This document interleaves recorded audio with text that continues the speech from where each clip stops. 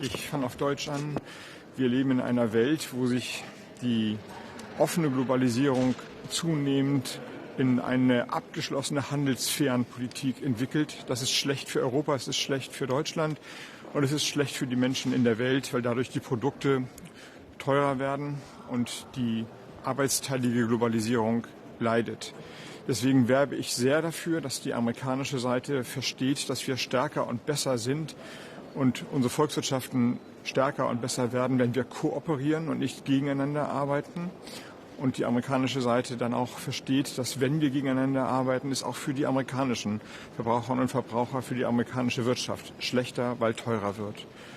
Europa wiederum hat ein eigenes Interesse, mehr und weitere Handelsabkommen abzuschließen. Das betrifft vor allem jetzt das ja quasi fertige Mercosur-Abkommen, das in den letzten Monaten und Jahren der Verhandlung noch mal deutlich nachhaltiger und besser geworden ist. Es wäre die richtige Antwort auf diese Tendenz zu Abschließung und Zöllen und Handelsbarrieren, dieses Abkommen jetzt zu finalisieren. Und drittens muss Europa sich selber klar machen, dass es geschlossen und einig agieren muss und einig agieren soll.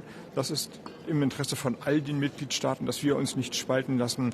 Das heißt, aus dieser Phase des Übergangs stärker und geschlossener und entschlossener hervorgehen, das ist, würde ich sagen, ein europäischer Imperativ. Keiner kann Interesse haben, das habe ich ja gerade gesagt, an einem Handelskonflikt mit den USA.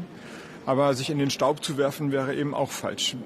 Der europäische Binnenmarkt ist für die amerikanische Wirtschaft genauso wichtig wie der amerikanische Markt für Europa.